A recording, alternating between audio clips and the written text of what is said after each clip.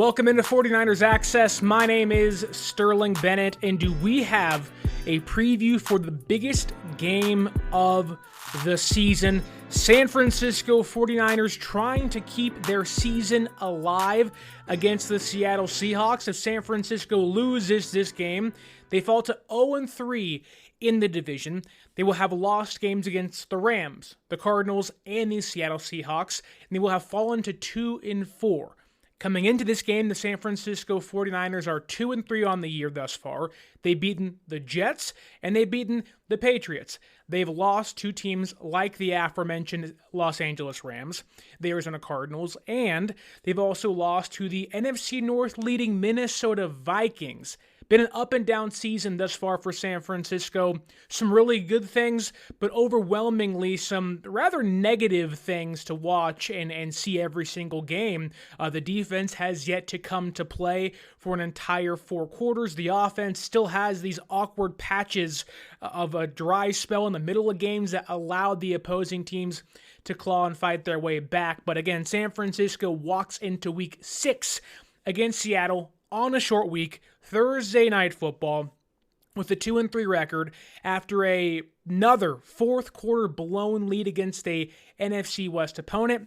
It was the Rams in week 3. It was the Cardinals in week 5. They're trying to right the ship. The Seattle Seahawks were 3-0 to begin the year, but since then, they have dropped games to the Detroit Lions and against the Giants this past Sunday, a game that came down to a blocked New York Giants field goal went the Giants' way, dropping Seattle to 3-2 on the year. I want you to tell me down below, what are your thoughts on San Francisco so far this year through 5 weeks, and tell me how you think this game will go. We're going to preview this game, and I want to talk about the importance of this game for a second, because yes, this is a must-win this early into the year. I want to say good morning to Raphael562Niners. What's up, Raphael? Don't forget to like and subscribe, everyone. But this game is so important. This game is the biggest game of the year by far. This game essentially is your season, despite not actually being your season. John Lynch said this morning on KNBR that, you lose this game, you're 2-4. Your season is by far not over, but it's the fact that you cannot lose 3 consecutive games to the NFC West. The clearest and easiest way to going to the playoffs is winning your division, is a path San Francisco has taken many of the times in the Kyle Shanahan era. Only once have they made the playoffs as a wild card team, that being 2021 when they started the year 3-5. Hoping this year is not like that, but it certainly feels like it thus far. This is a massive game. This is, in a way, when you look at where San Francisco's season will finish in the next, 11 plus weeks, when you look back at the year and say, where was the breaking point for San Francisco, or where was the turning point for San Francisco's season, it's a game like this. Are you going to fall to 2-4 and 0-3 in the NFC West, almost damning your chances to win the NFC West? Or are you going to look yourself in the mirror, not like what you see, and turn things around? It's a short week, prime time, against a division, not just opponent, but rival. One that has an historic history with Jim Harbaugh, with now Kyle Shanahan. This is a game where you look across the field and say, I hate those guys. I want to walk and stomp all over them. I want to make them feel my presence 24/7. The San Francisco 49ers in this game, whether it's on defense, whether it's on offense, they have to be desperate. Feel like a team that is 0-5. Feel like a team that is, we don't have anything, we have to just go all in, full bore, 110%. If we don't, your season could be lost. I want to see San Francisco play this game like their lives, like their season depends on it, like their Super Bowl hopes depend on it. Show me that fire we haven't seen since second half against the Lions. I want to see a game like the Eagles game last year or the Cowboys game last year where San Francisco said, you know what, we're going to make a statement. And yes, injuries have been plaguing San Francisco, but also been plaguing the Seattle Seahawks. This week, it feels like they're not going to have Tariq Woolen. He hasn't practiced so far this week. We'll see what happens today. Uchenna Nwosu, he's not going to play in this game for Seattle. While San Francisco is not going to have Javon Hargrave for a consecutive second week, which he'll be out the entire year. Talanoa Hufanga is not going to play in this game. He tore ligaments in his wrists. And of course, Christian McCaffrey is not healthy.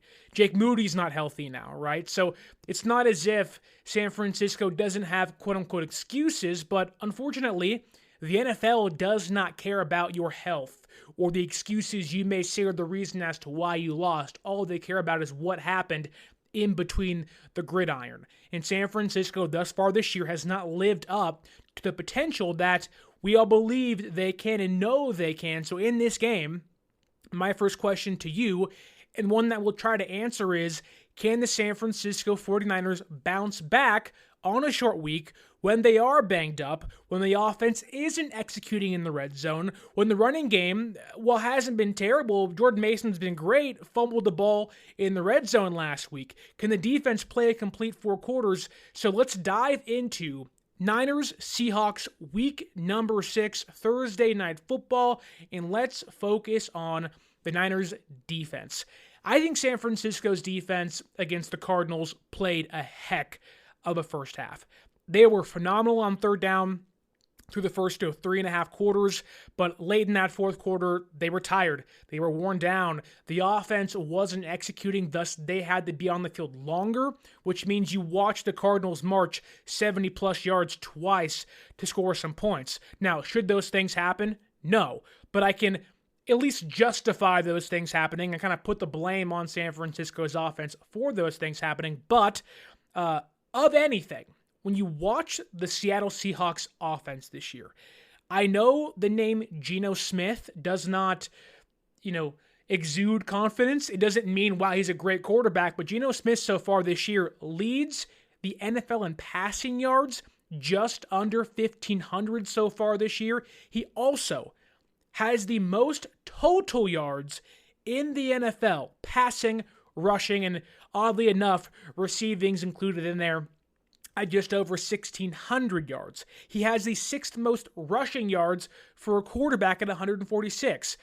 Geno Smith so far this year has been, oddly enough, in a world where Baker Mayfield and Sam Darnold are crushing it, he's been a leader in the pack this year. Has he been perfect? No. Has he been great as of late? No. The past 2 weeks have not been who we saw the first 3 weeks, but Geno Smith has played like a top 10 quarterback this year. Now, do I think he is that? No, but the tape would say he's playing on that level. Can he maintain that? It is going to be imperative in this game because the Seattle Seahawks pass the ball the most of any team in the NFL, and they run the ball the least of any team in the NFL. Now, I do think that will change this Thursday. Short week, control the clock, get out with the victory. You're at home if you're Seattle, in front of your 12th man. You want to run the football more. Ground and pound. Kenneth Walker, I think, ran the football 5 times against the Giants last week.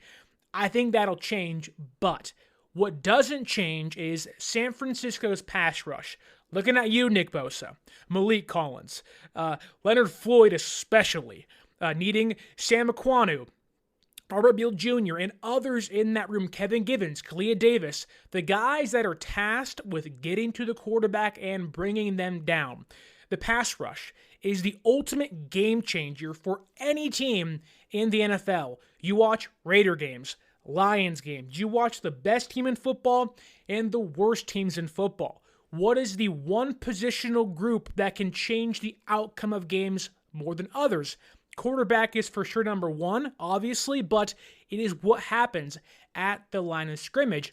Chris Jones for Kansas City, Max Crosby for the Chiefs, Aiden Hutchinson for the Lions. Those guys come in and they wreck games. They change the outcome of games for a defense. San Francisco this week needs their pass rush to show up. We talked about leading up to the Cardinals game. Now, the Cardinals passing protection is actually pretty good, underrated, I think. It was top 5 coming into the game, which you add a scrambling quarterback into the mix, it's going to be tough to bring down the quarterback. Now, I know Geno ranks 6th in rushing yards for quarterbacks, but he's not the most mobile quarterback in the world. He's not Kyler Murray, for example, right? He is a mobile-ish quarterback, if you will. You can sack him. The Seahawks offensive line this year, for one, is banged up, and because of that, they rank 30th in football in pass protection. And again, they pass the ball at the highest rate in football, and even if they don't, run the football just 5 times, maybe it's 15 times, maybe it's 20 plus times, Geno Smith will still drop back 25, 30 times a game. It is imperative that Nick Bosa and the boys get home. This is what you're paid to do, and you have a perfect opportunity to take advantage of that. You didn't have a great game against the Cardinals. So what? The Patriots game was phenomenal. 31 pressures. Bosa, you got the pick last week. Great. We want to see that continue against the Seattle Seahawks, a game where your backs are against the wall. Yes, there is pressure on the Seattle Seahawks. There is more pressure on San Francisco. If Seattle loses this game, they're still tied for first place. It's on a short week. They're not supposed to be here. They're 3-3. If San Francisco loses, you're 2-4. You're 0-3 in the NFC West. You want to see these guys give it everything they have for 4 quarters, and it starts up front, trying to stop and slow down Geno Smith. You can think what you want of Geno. He's been more efficient this year than previous seasons in Seattle. Shane Waldron's gone, who was the offensive coordinator last year. He's now in Chicago. He's already a mess out there. They had to have a team meeting. Caleb Williams and company were like, look, we got to get DJ Moore and Rome Odunze more involved. He's not in Seattle anymore. Things are different. They're relying on Geno much more to win them games, and through the first 3 weeks, he's pretty good. But we've seen in recent weeks that the Giants were getting pressure on Geno. The Lions were getting pressure on Geno. That's how you change games. That is the ultimate changing of a game. It's how you impact the games the most in football. Get the quarterback off his marks, disrupt timing, get pressure, and force him into bad throws. In this season thus far, Geno has played better. I want to see San Francisco revert Geno Smith back to who he once was. A mid-quarterback that'll make a handful of mistakes each game. He's fine. He's mid, top 15 guy, top 20 guy for sure, but he's not going to be the reason why you win games. Geno has been trending somewhat downward the last 2 weeks. Continue that downward trend by getting home, disrupting timing, getting sacks, and altering the outcome of this game. Bosa, Collins, Floyd, get your butt home. Get some sacks. Change the game. A Nick Sorensen defense is reliant on the front 7, the front 4, to get home. If you're not getting home, a Nick Sorensen defense really, can still thrive. It's going to have its issues. You're going to lose games. We have seen on drives where San Francisco's defense can't get home, whether it's against the Rams or the Cardinals or the Vikings. When they can't get home, you're going to give a quarterback more time to throw, and you're going to ask more of your cornerbacks this year, which Mooney Ward, your number 1 guy, has struggled so far. This game, you're going to have a second-year safety, Jair Brown, who is fine, if you will. He's made some big plays, but is a better in-the-box safety than in coverage safety. And now Malik Mustafa's out there, who I think Mustafa has been fine. He's had 5 weeks of play. He hasn't had a full season, so he's a rookie.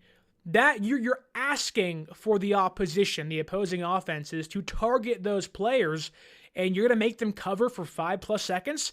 It's impossible in the NFL to do that. You got to get more from your guys up front, but let's talk about Seattle's weapons for a second, because we saw last year that Charvarius Ward just erased DK Metcalf from games.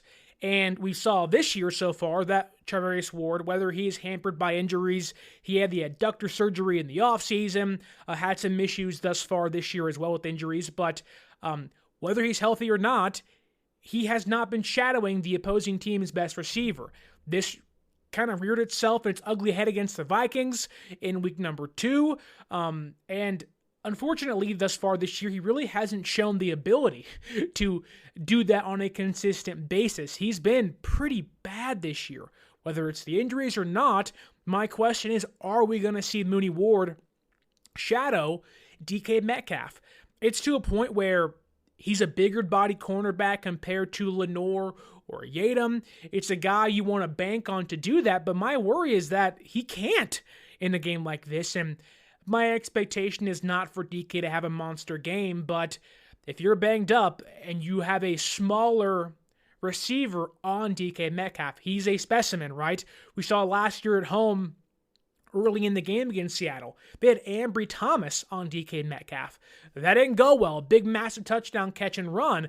That can't happen. So you almost need to have Charvarius Ward step up, whether it's playing press coverage or hopefully you're kind of marrying the front seven and the back four. They can play this, collective, cohesive game and kind of get back to who they once were. Because if they can do that like last year against Seattle, you're going to have games where Mooney Ward can erase a big-time receiver like DK Metcalf. My other question is, who is playing slot cornerback? The first 3 games of the season, a lot of hate towards Isaac Yadam. Some of that was justified. A lot of big third downs given up. Want to quickly say what's up, Dre Area Sports. What's going on, man? Hope you're having a great Wednesday morning. But who's going to play slot corner or slot cornerback or nickel? Yadam struggled early on in the year playing outside. So against the Patriots, we saw Lenore go to the outside and Green play nickel. Is that going to be the case? And if that's going to be the case, who's guarding Jackson Smith and Jigba and Tyler Lockett? Lockett is one of the most savviest veteran players in football. If there's a guy that can target a weak spot in the defense, it is Tyler Lockett. Now, he's not who he once was. He's an older player now, but he's smarter than he was back then. He's more savvy now than he was back then. He knows where the soft spots of our defense are and can easily, I wouldn't say be the reason why you lose, but certainly be a factor in why you are losing a game. I think he's one of the better slot receivers in football, and my concern is that if Mooney Ward's not getting it done against Metcalf, you're almost asking a player like Lenore to guard him. That's already a mismatch, and Lenore has been phenomenal this year. So you have to kind of pick your spots and say, you know what, like we want Yadam or Green against the worst receiver in Seattle, which might be de facto Lockett because Njigba has been kind of on the rise, but you never want to take Lockett lightly. He's a really good player. And so my questions are, what is Sorensen going to do? I also wouldn't be shocked in a game like this. We see a lot more blitzing on behalf of San Francisco's defense, manufacture pressure. We didn't see much of that against the Cardinals last week, which makes sense. A mobile quarterback, the last thing you want to do is blitz and give him lanes to run, which happened anyways. But against Geno Smith, I would not be shocked to see more blitzing, more aggression by Nick Sorensen's defense, and if that's going to be the case, I would be surprised if Lenore is not playing the majority of his snaps at nickel. He wants to play there. He's comfortable there. It might behoove San Francisco to have him against Lockett at 95% of the time, but more so because he can do nickel blitzes almost better than anybody in football. So that's a massive kind of question I have. Okay, what is the coverage going to look like? Is he going to allow certain cornerbacks to mirror Metcalf and Lockett, and will he get more aggressive, that being Nick Sorensen? I certainly hope so. Another question or cause or concern I have, if you will, is, the Niners linebacking core minus Fred Warner has been pretty atrocious this season. And I get it. No Dre Greenlaw, you lose Curtis Robinson for the year. There's some injuries there. And even the guy you signed, Devondre Campbell, is not the guy you actually wanted. You wanted Michael Kendricks.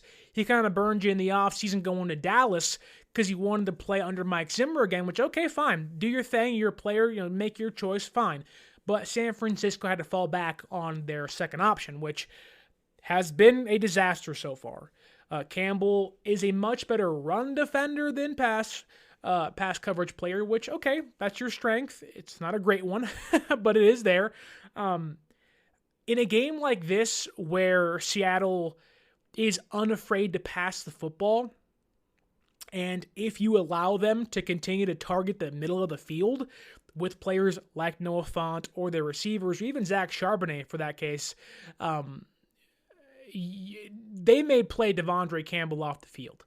And I get there's going to be some young linebacker lapses with D. Winters and Bethune and Jalen Graham, but the athleticism those guys possess, even if they get beat in pass coverage, they'll at least be able to make up the ground, hopefully, and fly around and play sideline to sideline, where Campbell can barely play seam to seam. That's not how you play football. It's not how this defense has been known to play football. They need these linebackers flying around good in pass coverage. I hate to say this, but San Francisco has, in a way, kind of swallowed the pill of, we can live with a lesser tackling team on run defense if you play great in pass coverage, knowing the way the NFL offenses have shifted, right? So in a game like this, I don't want to see Devondre Campbell out there. I want to see D. Winters and Bethune and Campbell and some younger guys out there to make some explosive plays. They'll make mistakes, fine, but it's like Devondre Campbell continues to be an Achilles heel to your defense. Whether it was second play from a scrimmage against the Cardinals last week, whether it's terrible coverage against the Vikings and the Rams, like, get him off the field, get yourself some more explosion on defense. Guys that can cover more ground, make up more ground, and sure, they'll get beat here or there, but you'll live with that knowing they're learning week by week. You're going to need D. Winters. You have no idea if Dre Greenlaw's ever going to be the same. Like, Christian McCaffrey's not going to magically fix San Francisco's offense. Dre Greenlaw, off an Achilles injury, is not going to magically fix San Francisco's defense either.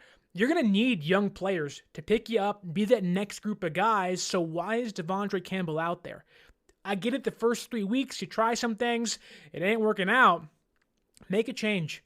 The change is needed against Seattle. You have to win this game, get desperate, blitzing, change your personnel. You stuck with Yadam. He's been better the last 2 weeks. He hasn't been as bad.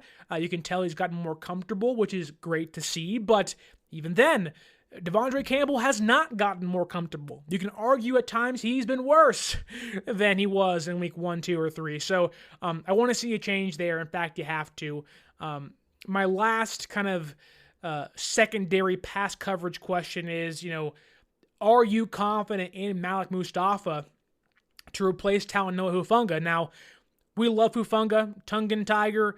He's a great guy, good leader. He does things you love on defense. He prowls. He makes big plays. But I don't understand. There was this, he hasn't played great, right? He's played relatively poor in coverage. He hasn't been who he once was, but that was the expectation. He's not going to be who he once was because he's coming off an ACL injury. It takes guys 1 year to get back, roughly, and then it takes 1 year to get back to who they were in previous seasons. So I'm kind of happy Mustafa will play. I wish it wasn't due to injury. I wish Hufanga could play.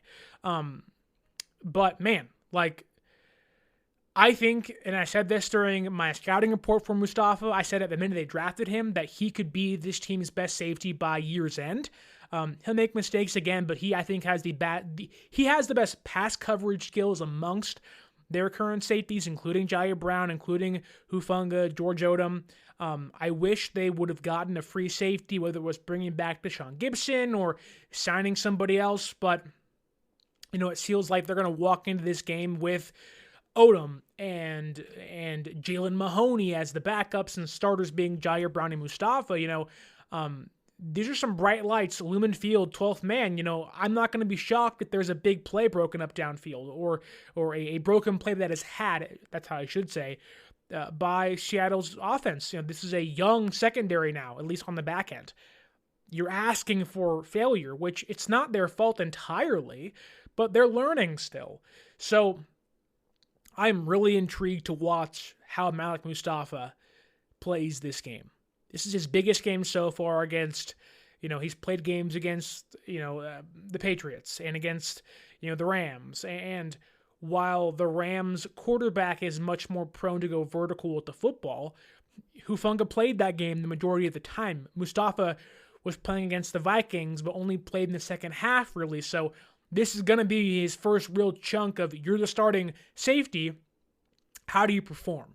And I am, like, my eyes are going to be glued to the back end of this Niners secondary because it is going to get tested. And I'm not going to get shocked if you get a lot of good broken up plays, some good tackling by Mustafa. He explodes out of a cannon, which, like Hufanga, can cause missed tackles for sure. But, there's a lot of electricity in the way Mustafa plays. But with that becomes a lot of mistakes. And again, my eyes are going to be glued to what he does and performs.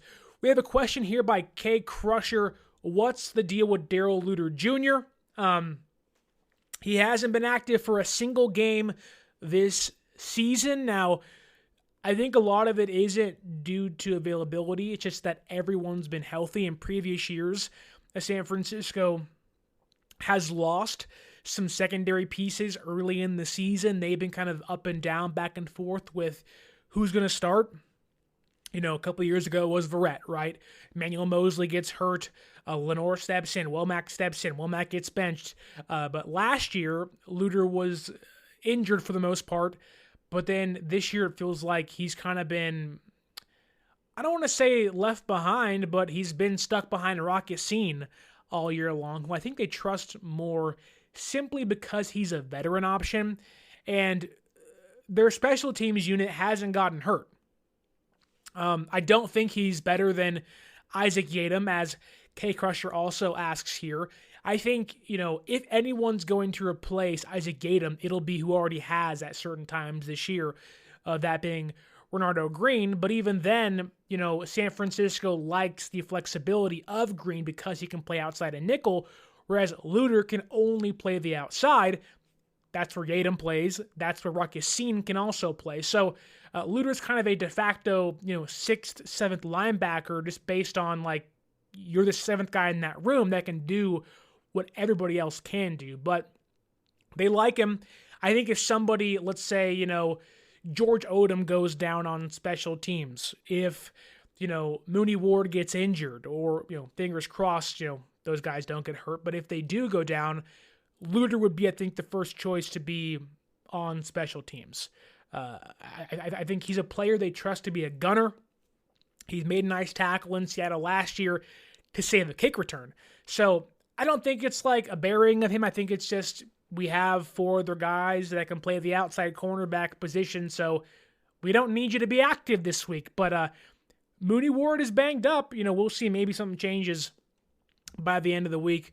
Bobo says here that Niners aren't as good as they think they are. The window for a Super Bowl has closed. Kyle the Choke Shanahan didn't show that he learned anything from his Super Bowl failures because he keeps passing. We'll dive into that comment in a second because I do think that there is one more point to hammer home for the defense, but a lot of people share that same sentiment by you, Bobo. A lot of people are kind of off the Shanahan bandwagon, or at least wanting him to reprove himself after the losses of the past couple weeks. But I kind of hinted at this earlier. San Francisco's pass rush has to get home. Geno Smith passes the ball more than any other quarterback in football, but I expect that to change. Not in regards to a quarterback throwing 20 times less, but a more balanced offensive attack by the Seattle Seahawks. Seattle ranks dead last in rushing attempts per game. That will change. That will change entirely this week. They ran the ball 5 times against the Giants with Kenneth Walker, who had been one of the best running backs in football to begin the season. And San Francisco, they have the 17th ranked run defense per DVOA this year, so bottom half of the NFL. They have the 10th most missed tackles in football this year, which was a plague last year, especially when they were losing those 3 games and got back on track. But in the playoffs, that happened again. So this is a common occurrence for San Francisco's defense that has holes at linebacker, at safety, and has a defensive line that is a rotating pile of who's going to step up today when it's been Nick Bosa at times and then Malik Collins sometimes and nobody else. But when you watch how San Francisco's run defense fared against the Cardinals, which early in the game was pretty good. They were holding the Cardinals down. Obviously, Kyler Murray's big run early in the game was a massive, head shaking, that can't happen again. But they held James Conner in check until that fourth quarter, and then he went for 77 yards. That can't happen. But not a single Niners defensive lineman or linebacker that includes Fred Warner, Nick Bosa, Malik Collins, Jordan Elliott, Kevin Givens, Leonard Floyd, Devondre Campbell, none of those guys that played 15-plus snaps against the Cardinals had a run defense grade above 50. The Seahawks, on a short week, lost against the Giants, don't have to travel, want to get right. Niners, rivalry. This is going to be a game where they revert back or they get back to pounding the rock. It is going to be up to San Francisco's run defense to stop and stuff and limit and stop missing tackles. Get back to being a run-stuffing defense. Because if they don't, Kenneth Walker is near the top in football in yards after contact. This is going to be a scrappy, pull your teeth out, longest yard, prisoners against the guards kind of game of holy crap, this is tooth and nail to the end kind of game for San Francisco. And honestly, you kind of want it. You don't want it any other way. Find some grit. Dive deep down. Refine yourself. San Francisco is going to have to do things they have yet to do so far this year. Stop the run and get home to the quarterback. If they do that, they will win. But outside of the Patriots game and the Jets game, they've yet to do that. So it's a big ask, but it's an ask that you have to live up to. If you don't, the Seahawks will win this game. Seahawks are 3-2, playing worse than they were the first 3 weeks, but the defense has shown little to no fight in second halves. If they brutalize San Francisco's defense in the first half, they're not going to have any punchback in the second half. So you got to get out early and be able to sustain late. Stop the run, get home to the quarterback. It sounds easier said than done. I'm making it sound super simple, but the San Francisco's defensive struggles this year have been relatively simple. You don't get sacks, you don't get pressures, and you don't stop the run. How do you expect to win football games when you're not winning up front? Again, it sounds simple, and it's not easy to fix. You have to give the opposing teams credit, Cardinals credit, Rams credit. They fought and fought and fought. San Francisco has to play a complete 60 minutes of football, but I think that the Niners, the way they can win games in the games they've lost this year, the ways they could have won those games too. Rams, Cardinals for sure. The Vikings one's up in the air, but still, the offense has to be better. The offense scored 16 points against the Cardinals. That came in as one of the worst defenses in football. Now against the Seahawks, you're playing a better defense on a short week with a less time to install a game plan against a defensive head coach, Mike MacDonald, that owned Kyle last year and owned almost every single Shanahan style of offense last year with the Ravens. Beat the Rams in Baltimore, came to San Francisco on Christmas Day and said, this is the offense you got. Got a couple of turnovers from Brock Purdy. It was an ugly day, albeit it was raining. It was still an ugly day for San Francisco's offense. So this is not going to be easy. It's going to be, you got to fight. I don't want to use this because Travis Kelce has, but you got to fight for your right to earn a playoff spot, right? San Francisco really needs to fight tooth and nail, get some grit out, and just say, you know what? F it. We're coming to fight and slug and punch our way to victory, because if we don't, you're going to lose. And so my first question is, after watching San Francisco's offense struggle in the red zone all year long. They rank, I think, 30th in the NFL in red zone succession rate. Piss poor, dog crap, if you will. Christian McCaffrey, albeit, is a massive loss, should not derail your offense that has all these stars this much. You need more from Deebo Samuel. You need more from Brock Purdy. Brock Purdy probably had one of his worst games against the Cardinals last week. The mistakes weren't all his fault, but a lot of them were. You throw 2 picks. There's certainly more justifiable reasons as to why those were picks. One ball gets tipped. That sucks. But he wasn't great in that second half. The offense gets shut out. You don't have a kicker. I get that. You got one this week, so you can at least kick some field goals. But, there's been some questions in regards to what is the offensive identity. Brock asked himself, who are we on offense? And it's a question that we're all kind of asking. Who is San Francisco on offense without Christian McCaffrey? Brock Purdy has got to be better in this game. You go back and watch San Francisco's red zone struggles. Brock missed some throws. One to Kittle that was complete, was a little, could have led him more towards the pylon, which there was a guy in the way. I get that. It made him change that throw, but even then, there was guys open in the red zone Brock didn't hit. I think that for as good as Brock has been this year, which he's been really good, Brock was on a roll against the Patriots, on a roll against the Rams, and albeit he didn't win both those games, he was really good. Brock definitely took a step back against the Cardinals last week. Papa J asks here, is there a proper pronoun for a team that doesn't have an identity? The Panthers? I mean, my goodness, the Raiders currently, but, man, I don't know. Dog crap. San Francisco's got to get better. Brock's got to get better.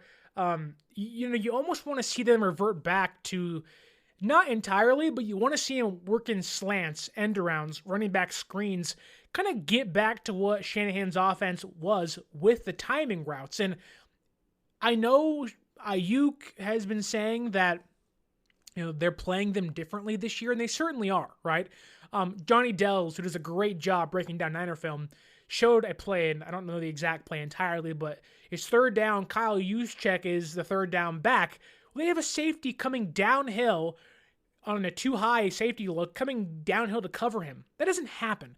There's less verticality to the offense at times on third downs. Christian McCaffrey is someone that can catch the ball, with 3 air yards and break it for 25 yards. They don't have that explosiveness in the backfield again. But even then, that shouldn't limit what you can do. Derrick Henry, for as explosive as he might be, or as big as he might be, he isn't the most explosive player in football. He'll just run you over. San Francisco got to find some answers here. I want to almost see them get back to playing this in between the numbers, screens, end arounds, and whatnot, because when you do that, and this is the most important thing here, is that San Francisco, I don't know why they have gotten away from this. San Francisco has to get back to play action.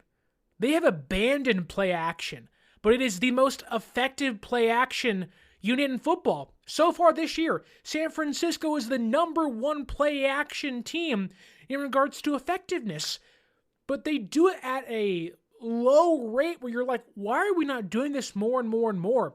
The opposing teams fear the run. Mason has been phenomenal this year for you.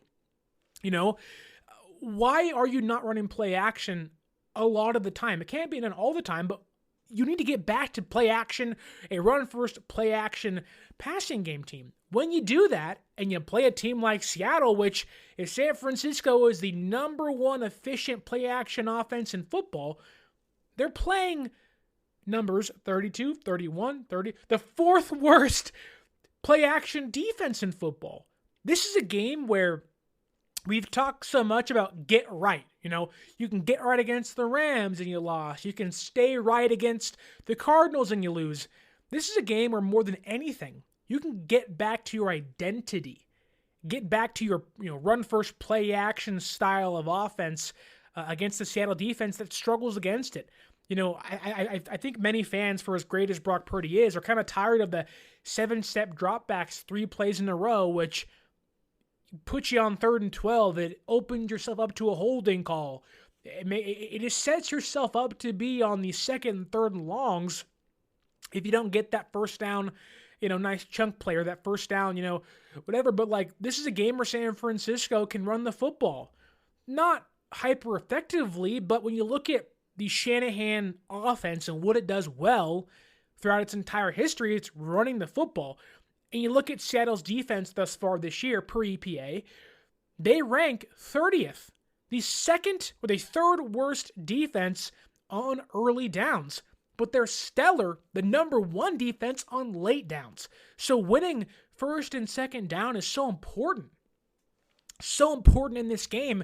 And I think getting back to that run first, play action style of offense will open doors to beat Seattle's defense more and more and more.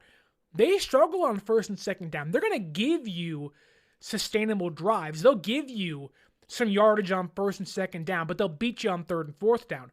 If you're Kyle, you almost want to avoid these 3rd and longs. You always should want to do that, but because your offense has seen so many of them, you want to avoid those 3rd downs, those 3rd and 6s, those 3rd and 8s, those 4th and 2s, 4th and 4s. You want to be winning on 1st and 2nd down to give you those 3rd and 1s, those 4th and 1s. Whereas the Seahawks, they'll let you do that. They almost want you, passing the football over and over and over again on 1st and 2nd down plays into Seattle's hand. I don't want to see that. I don't care what the look is by the Seattle defense. Make them stop you. Make them stop you. Last week against the Giants, who I think we can all agree is one of the worst teams in football. They didn't have their running back, Devin Singletary. It was Tyrone Tracy Jr., which, all due respect to him, he ain't Jordan Mason. He don't have Brock Purdy back there. They don't have Deebo Samuel and these weapons.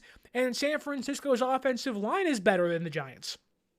They ran for 175 yards against Seattle. My goodness. They ranked 31st in the league the last 2 weeks. The Niners offense, really, if they can find themselves, make things simple. There is that old phrase, keep it simple, stupid. or it really is not that hard. And again, I'm making it sound so easy, but it's like Seattle almost wants San Francisco to play the way they've been playing, whereas San Francisco really has a chance to get back to who they were playing, play action, running the football, winning on 1st and 2nd down, setting themselves up for easy 3rd and 4th downs, and against the defense that is playing pretty piss poor the last 2 weeks. This is the game you find out who San Francisco is. Find out, what Kyle Shanahan's offense will be this year. Will he change his ways? Will he revert back to who he once was? Will he make a change that is so obvious of no crap. I don't want to curse on here for the monetization issues YouTube has, but no crap, man. Run first play action, win the 1st, 2nd down, give you easy 3rd downs. Come on. San Francisco's offensive line is a really good blocking unit. Yes, you can ask more from Jordan Mason. Don't fumble in the red zone, right? You can ask more from Aaron Banks and Brendel and Pooney and McKivitz and Williams. All those guys, yes, but you can almost play bully ball on 1st and 2nd down, setting themselves up for 3rd down. And when you get to 3rd down, I'll be honest here, Seattle had a cakewalk of the first 3 weeks of the NFL season. It don't mean you don't give them respect. They were 3-0, cool. But they played Bo Nix, week 1, rookie in Seattle. Come on. Come on. Then they played Skylar Thompson and Jacoby Brissett. No offense to all those players. Bo Nix might be great. The other two, they're terrible. Now they've played Jared Goff and to a lesser extent Daniel Jones, and they've lost those games. This is the best quarterback the Seahawks have seen all year long, and an offense That's got to get right in a defense in Seattle that if Niners can figure things out will play into their hand. The last thing San Francisco can do is do what they've been doing. Pass on first down, pass on second down, having to pass on 3rd and 10 because you didn't get anywhere. You can lean back into who you once were and make things really simple for yourself. And guess what? If you start out the game that way, with the run and a play action, or you're running the football and it's not working, at least you made them stop you. That's the issue with me and Kyle Shanahan. He doesn't make the opposing team stop him. He lets them stop him at times. He will not go to Deebo Samuel. Which brings me to the passing offense, for example, right? Like, it's just like it's fundamental football, as Papa J says here. Pound the rock, run downhill. Like, come on. A Sacred Intuition asks, is Cowing hurt? He was. That's why Trent Taylor was doing punt returns last week, but I think Cowing's back. Unsure about Chris Conley, though. But back to the passing offense and Brock Purdy being the best quarterback Seattle's defense has faced, I think, and again, this is a great thing for San Francisco. We talked pre-Cardinals game, getting Brandon Aiyuk right. The Cardinals defense will let you get Aiyuk right. Had a phenomenal game. 8 catches, 147 yards, 12 targets. It was like Aiyuk is back, baby. Now, playing a much better secondary in this game for sure. But again, if they're not going to have Tariq Woolen, who hasn't practiced all week, they're not going to have Uchenna Nwosu as a pass rusher. Like, they are missing some big guys for them. Now, Julian Love, who came over from the Giants, is having a better season than I think many expected. But Trey Brown was terrible against the pass, against the Giants and against the Lions. Better against the run for sure, but it's like there are areas you can target that defense and, in that secondary. So let's say, for example, that they set up a 3rd and 6, a 3rd and 5, that you are utilizing the run, you're on play action. Well, play action with Aiyuk should be like a bona fide guarantee in this game. Even Devon Witherspoon, who this year has been one of the better coverage cornerbacks in regards to his PFF grade and stats he's given up, he's letting guys separate like crazy. But the dog crap quarterbacks he's faced have not been able to hit their guys. This is a game where Brock Purdy and Aiyuk should be intertwined. Getting Aiyuk back to form and finding that chemistry with Purdy is an integral part in San Francisco's success and getting back to a successful offense, and also even in the red zone. You get those two guys match up. It's like, I don't want to say this because it kind of brings this lofty expectation, but Devontae Adams and Aaron Rodgers, who might find their way back together this year, who knows? Shout out Robert Saleh, but like their chemistry was off the charts. And Brock and Aiyuk aren't like that, at least yet, and probably never will be, but they have chemistry that is similar to that, if you will, in regards to a quarterback and receiver being on the same page when they're right. Getting that on play action on 3rd downs is going to be massive for San Francisco in this game if they can find a way to execute correctly. But even more so, Aiyuk's importance will be there, but someone said earlier, if I can find it on the YouTube comments here for a second, let me see. We had a comment about George Kittle. It was Sacred Intuition said, need better routes from 85. I'd push back and say San Francisco needs more from Deebo Samuel. Deebo Samuel, you go watch the effort on display against the Cardinals, and I'm not sure if he's still injured. I'm not sure if there's an issue there, which maybe there is, and so maybe I'm talking out of my butt, but man, like, the effort was not there. On Brock Purdy's first pick of the game, where kind of this flipped it to Kittle, Deebo didn't do his job, didn't pull the defender away from him like he's supposed to in his route. You need more from Deebo Samuel. For a team that praises and wants effort, makes guys wear these vests that have the effort during training camp and during OTAs, the effort from Deebo Samuel has not been there, but even more so, Why in the last 2 games, Deebo Samuel has touched the ball a total of 9 times. 9 times.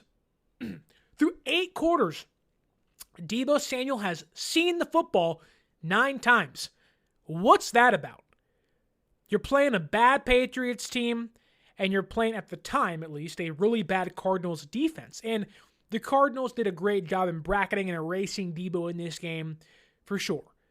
But why has he not seen manufactured touches? He is your best offensive player on the field without CMC. And he's only touched the football 9 times. Why is there not more end arounds? Why is there not more screen passes? Why is there not more manufactured touches for your best player?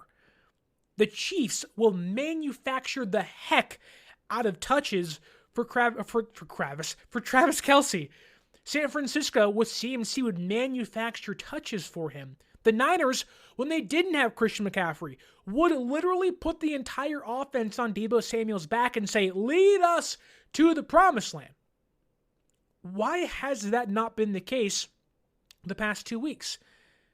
I don't know if there's an injury there. I get he was hurt with the hamstring a couple weeks ago. I get that. Is that still lingering? Maybe, but he's not on the report for the injuries, so it's like we can't go off that. So you got to get Deebo more involved. You got to manufacture for your best guy. It's inexcusable to a point of, okay, the opposing defense is doing a great job erasing your star player. But of any player on the offense, Deebo Samuel is the easiest one to manufacture plays and touches for. So why is that not happening on a more consistent basis? It just kind of baffles my mind. Give me a receiver screen. Give me a wide back. Give me end arounds. Do something. Make the opposing team stop your star players, and if they do, that's when you make a change. Don't just make them or let them change what you want to do. The Ravens don't do it for Derrick Henry. The Chiefs don't do it for Travis Kelce. Other opposing teams that have star players don't just let the opposition stop them. The Bengals will screen game the hell out of an opposing team with Jamar Chase. Make the Seahawks stop you. Make them take away Deebo. Don't let them take away Deebo. I want to see more from number 1 this year. After a great start, after hearing you're in the best shape of your life, which he is, it's been a lackluster 5 weeks for Deebo Samuel. Then George Kittle. I think George Kittle turns 31 today, so happy birthday, George Kittle. So far against Seattle in 12 games throughout his career, 51 catches, 750 yards, and 5 touchdowns. Get the ball to 85. This should be a great game for George Kittle. This should be a great game for Kittle. 31 yards. He is known to just eat the Seattle defense alive. Many big catches, many big touchdowns. While the Seahawks have certainly improved that defense over the middle, Jerome Baker's there now. They got some other guys in there. Julian Love again up top being a safety is better than Bobby Wagner and Jordan Brooks in previous years. But you can really get George Kittle and make he is having a tight end of his nature is really a massive game changer. He is Travis Kelce-like. I know Super Bowls may dictate differently, but during the regular season at least, he is Travis Kelce-like. This is a game where you got to lean on your stars. In the biggest moments, brightest lights, lean on your stars. And George Kittle is a player that you can lean on against the Seahawks for sure. 51 catches, 750 yards, and 5 touchdowns through 12 games. Give Kittle the ball. But I am fully expecting a just knockout, punch-out, slobber knocker of a game. Division rival, Thursday Night Football. Short week for both teams coming off losses. You gotta get right. San Francisco has to win this game. I know John Lynch said, it's not a must-win game, which again you got to get. No, this is a must-win game for San Francisco. Everyone's worst nightmare says Debo isn't as good as he claims. He has one 1,000-yard season in his whole career. His time is done. I'll push back and give you a John Cena against the Seattle Seahawks. His time might be now. Do-do-do-do! Do-do-do-do! This is a game. You got to lean on your stars. This is a game you got to give it to Deebo Samuel and say, you know what? You can't see me. Make them stop you. Make them stop me if you're Deebo Samuel. San Francisco has to walk into Lumen Field with an aggression. If you want to quote John Cena again, a ruthless aggression, and he smacks Kurt Angle. I want San Francisco to walk down to that ring, walk down to that gridiron, and smack the living, you know what, out of the Seattle Seahawks. That's the only way you're going to fight your way back from being 2-3. It's the only way you're going to fight back from being 0-2 in the NFC West. You got to win this game. Give me some ruthless aggression.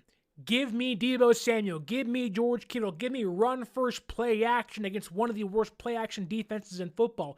Give me again, for the first time in 6 weeks, 49er football. That's how you win this game. On defense, up front, got to get home. In the back end, got to slow down DK Metcalf and company. Got to bring down Geno Smith. On the offense, again, run the football, play action, get back to who you once were. Get back to who you once were. This game is going to go a long way in finding out who San Francisco is this year. It's been up, it's been down, it's been really high, then really low. Like I'm on freaking California screaming, doing loop-de-loops, and like, whoa, what's going on, man? You know, it's like, I don't know where this season will end, but a game like this is a very big dictator into where San Francisco's season can go.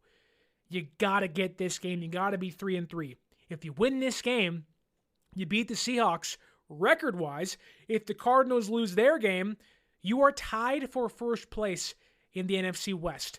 And for as bad as this year has been, through 6 weeks, that is a massive, massive success for a team that has yet to find themselves. It seems weird. For as bad as San Francisco has been, other teams have yet to pull away. San Francisco can win this game. They can get back on track, refine themselves. This is a massive game because, look, I'm not someone that believes CMC will save this team. I don't believe that. But if you win this game against Seattle, you get to come back home, stay on the West Coast. Maybe you get Christian McCaffrey back against the Chiefs. Maybe if you're lucky, you get Debo and CMC and Kittle and Aiyuk for the first time this year. Then you add in Jordan Mason as the backup running back. Maybe you get Ricky Pearsall back. There are so many things that can trend in the right direction for San Francisco if you win this game, but it's 1 week at a time. Take care of business against the Seahawks. You're setting yourself up for success. You gotta take this one home. Tell me what you think will happen in this game down below. I think my score prediction will be 24-23. It's a nail-biter. It's close. Don't believe the paper. Don't believe the odds numbers. This game is going to be knockout, punch-out, Mike Tyson's KO, whatever you want to call it. This is going to be a close one by my account. It's going to be tough. Divisional games are always tough. Got to play a complete 60 minutes of football. San Francisco can, and I'm begging to win this game. It goes a long way in saying where your season will be. 24-23. I have San Francisco pulling this one out because they have to. Because they simply have to. And I believe this team deep down is still a heck of a good team. And good teams find ways to win big games. I think San Francisco staves off drowning to a 2-4 record early in the year. They win this game 24-23. Tell me your score prediction down below in the comments. If you kindly could, give us a 5-star review on the audio podcasting platforms, Apple, Spotify, Google. Give us 5 stars. It is the easiest way to help the show out. And you can follow us on social media at 49ers.access is the Instagram. 49ers_access is the X or Twitter. If you want to go to a game this year, go to SeatGeek.com find your tickets, whether it's MLB playoffs, go Padres, brother, or whether it's the NFL this year, the NBA's coming up, or actually already kind of kicked off with the Warriors preseason game against the Lakers in Hawaii this past week. You want to go to any game this year, go to SeatGeek.com, put in our promo code 49ers Access and save yourself $20 off. Who doesn't love free discounts? It's the best and easiest thing in the world. Things are expensive, have a discount on me. And if you hate searching 90,000 different sources, I got to go to ESPN, I got to go to Fox, I got to go here and there for all your team's favorite news, YouTube, and podcasts, go to sportspider.com. They categorize and they put everything you need for your favorite sports in one place, one website. Click that link down below or go to sportspider.com. This Thursday, tomorrow night, prime time, Kirk Herbstreit and Al Michaels. The broadcast may suck. Let's hope the game does not. I have San Francisco winning 24-23. I want to say thank you to Papa J in the comments, everyone's worst nightmare, Jim Everett the Great, who is always coming in clutch with the San Francisco 49er hate and talk in the comments. I love it so much. Sacred Intuition, K Crusher, Bobo, I saw you in here earlier. Anybody else I see in the comments, let's go back to the very top. We got, again, Bobo and Raphael 562 and Dre Area Sports. Thank you all so much for watching, listening. Everyone's worst nightmare says 24-12 Seahawks. San Francisco's getting 12 points. Will their kicker be the reason they lose, Matthew Wright? I don't know. Time will tell. We'll talk to you after the game on Thursday, hoping for a win. Thank you all for watching, liking, sharing, and subscribing. And until next time, maybe it's a Victory Friday this year. Wouldn't that be something else? My name is Sterling Bennett, and stay faithful.